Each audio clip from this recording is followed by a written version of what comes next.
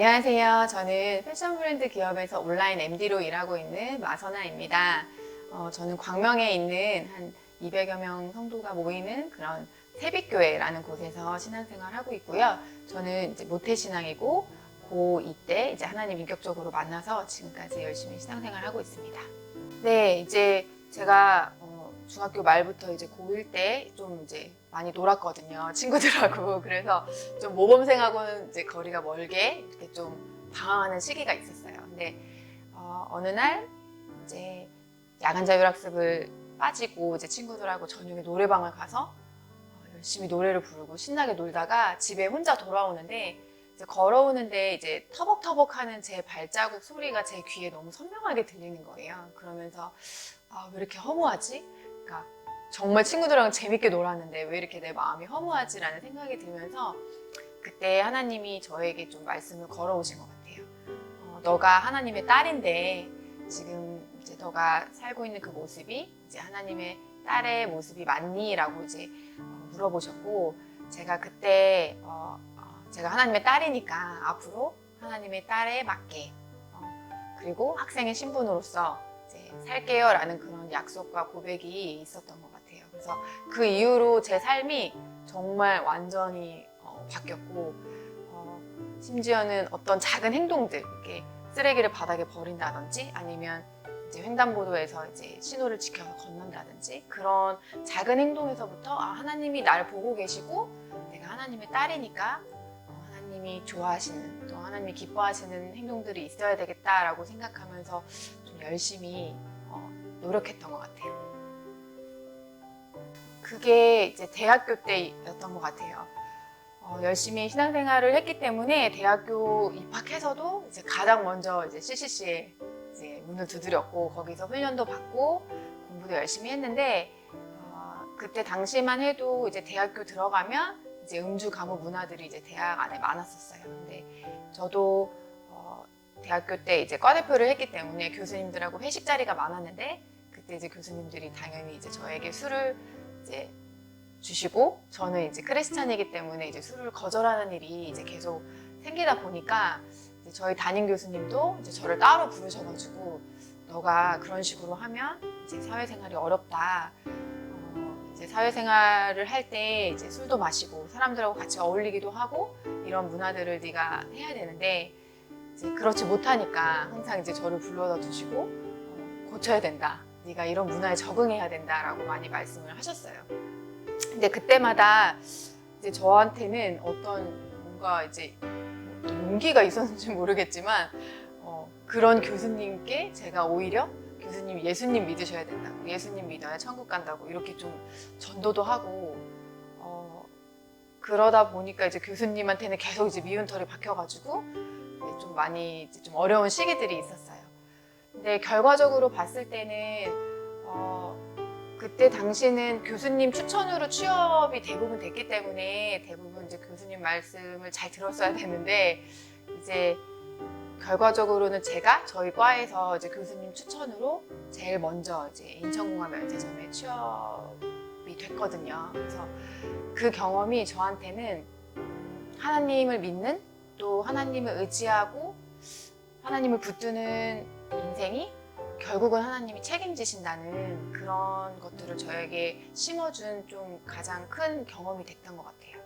네, 그 뒤로 이제 공항에서도 열심히 일하고 또 이제 캐나다 어학연수도 다녀와서 제가 영어 선생님, 영어 강사로서도 한 5, 6년 정도 일을 했고 20대를 열심히 이제 달려왔고 30대 초반에는 이제 뭔가 새로운 좀 일을 하고 싶다. 그래서 이제 직장을 그만두고 마침 태국 선교의 기회가 있었기 때문에 제가 태국 선교를 이제 다녀왔어요. 그래서 그때는 내가 하나님 일하고 태국 선교도 다녀오고 하면 정말 새로운 길을 하나님께서 더 좋은 길을 열어주실 거야 라는 믿음으로 갔었거든요.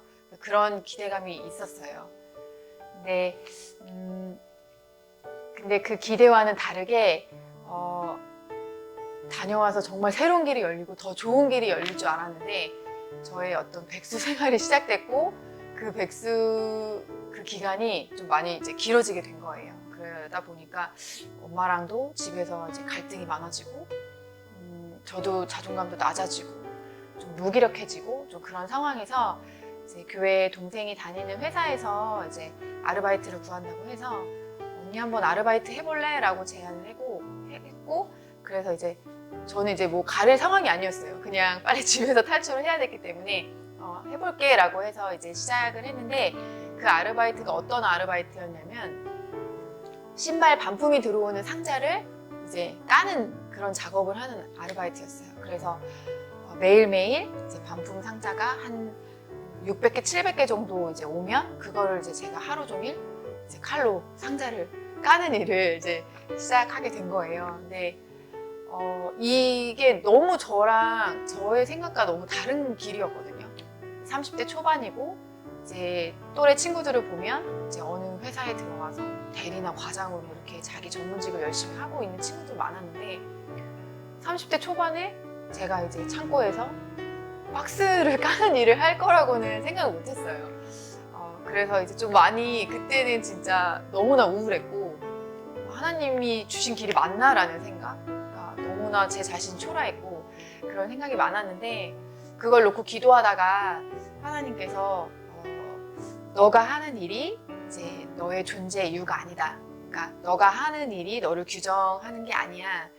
너의 존재는 하나님의 딸이야.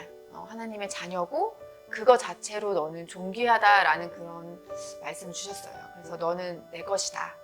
이게 너의 존재의 이유다라는 말씀을 주셔서 그 말씀을 딱 받고 정말 열심히 박스를 깠어요. 열심히 박스 까고 또 같이 일했던 그런 친구들 뭐 책상도 청소해주고 뭐 바닥도 쓸고 닦고 정말 열심히 했는데 이제 그거를 좋게 보시고 그 당시에 CS 팀장님으로 계셨던 분이 저에게 이제 정직원으로 이제 제안을 주셔서 한번 CS 해보는 거 어떻겠냐라고 하셔가지고 제가 이제 경험이 없었으니까 제가 하던 일이 아니라서 많이 두려웠는데 이런 인도하심들이 이제 하나님께서 열어주신 길이라고 생각이 들어서 이제 한번 해보겠습니다 해서 이제 CS 쪽으로 이제 그 업무를 이제 시작을 하게 됐죠. 그래서 그 업무를 한 8년간 이제 일을 하게 됐는데 이제 그때부터가 진짜 저의 고난의 길이었던 것 같아요.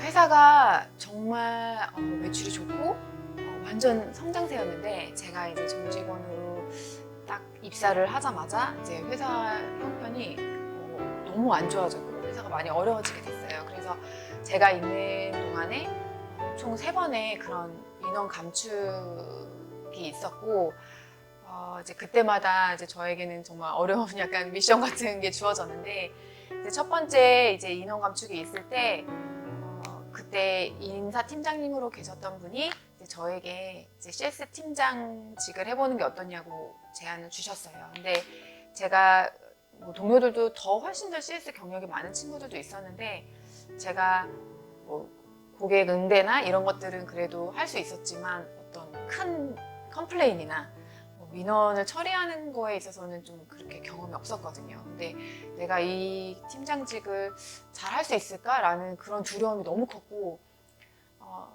이제 빨리 결정이 돼야 되는 상황에서 이제 하루라는 시간이 주어졌고 그때 이제 기도하면서 하나님 이거 어떻게 해야 됩니까? 저는 해본 적도 없는데 이제 기도를 했을 때 하나님께서 진짜 말씀으로 이제 시편의 말씀에 네가 좌로 가나 우로 가나 내가 너를 인도할 거고 너에게 스승이 되어서 가르쳐 줄 거다 라는 말씀을 주셔서 진짜 그 말씀 붙들고 그냥 그 CS 팀장직을 이제 하게 됐어요. 근데 그때 당시에 저희가 고가의 패딩 브랜드를 운영을 하고 있었고 이제 조직이 이제 불안정한 상태에서 인원 감축이 되다 보니까 이제 인수인계가 제대로 되지 않고 또 저희가 이제 해외에 그 물건들을 보내서 수선을 해야 되는 건들이 한 20건 정도 있었는데 이게 1년 동안 처리되지 않은 채 이제 겨울이 다가와서 고객들이 입어야 되는데 이 건들을 처리해야 되는 게 저에게는 가장 큰 좀 두려움이자 부담이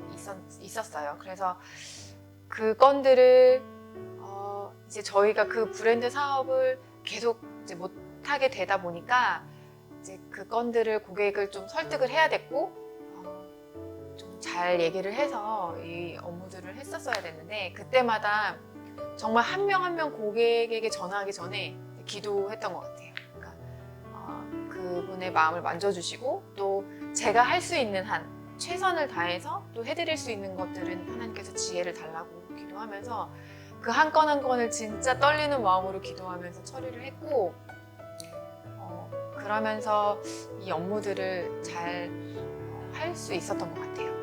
그때 또 이제 회사가 어렵고 또 물류 사정도 어렵다 보니까 뭐 하루에 뭐 결품이 뭐 200개나 300개 터지고 이거는 정말 내가 처리할 수 없는 진짜 영역 밖의 일들이 계속 이제 밀려왔는데 그때마다 하나님께서 말씀을 주시고 제가 이제 아침에 가서 열심히 큐티하고 그래서 그때 말씀 주셨던 게 사방으로 에어쌈을 당해도 우겨쌈을 당해도 너가 매이지 않고 답답해도 낙심하지 않을 거고 핍박받아도 버려지지 않을 거고 그런 말씀들이 그냥 단순한 이게 그냥 위로가 아니라 매일매일 제가 당한 그 일들을 처리할 수 있는 실제적인 힘이 되었던 것 같아요. 그래서 정말 아침 일찍 가서 말씀 듣고 그날 하루 하나님 말씀 붙들고 그날 하루 주실 힘들을 주셨고 그래서 고객한테 통화할 때나 제가 맡은 업무들을 할 때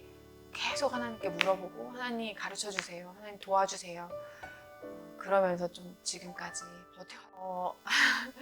네, 그만두고 싶었어요. 너무나 그만두고 싶었고 진짜 너무 하신다.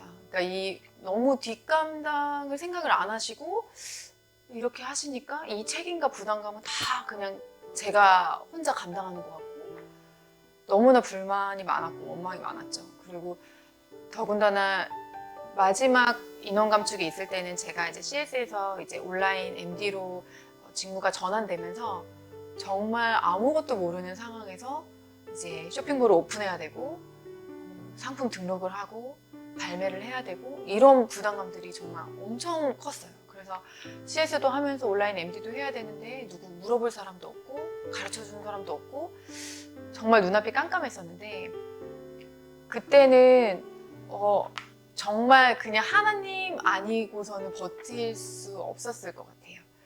그래서 매일 저녁에 퇴근하면 이제 내일이 오는 게 너무 두렵고 내일 눈을 뜨는 게 너무 두렵고 밤에 누워서는 내일 해야 될 업무들 또 내가 그런 부담이 되는 그런 많은 것들이 생각이 되면서 진짜 잠이 오지 않고 가슴이 답답한 그런 날들을 좀 겪었던 것 같아요. 근데 그때마다 정말 제가 할 수 있는 게 없으니까 그냥 계속 찬양 듣고 그냥 눈에 잘 안 돌아도 그냥 계속 말씀 받던 것 같아요. 그래서 그때 당시에 제가 이제 들었던 찬양이 그 어노인팅의 하늘에 닿아도라는 찬양이었는데 하늘에 닿아도 주님밖에 없고 땅에 닿아도 주님밖에 없다는 찬양이었어요. 근데 매일매일 출근하고 퇴근하면서 그 찬양을 들으면서 하나님께서 도와달라고 하나님 하나하나 다 물어보면서 했던 것 같아요. 어떤 매뉴얼이 아니라 하나님 이건 어떻게 해야 돼요? 이거 어디로 전화해야 돼요? 이거 어떻게 해결해야 돼요? 라고 매일매일 물으면서 그렇게 좀 힘든 시기들을 좀 버텨왔고 그래서 이제 지금 회사 다닌 지 이제 10년 차거든요. 근데 지금도 여전히 그렇게 하나님께 매달리면서 다니고 있습니다.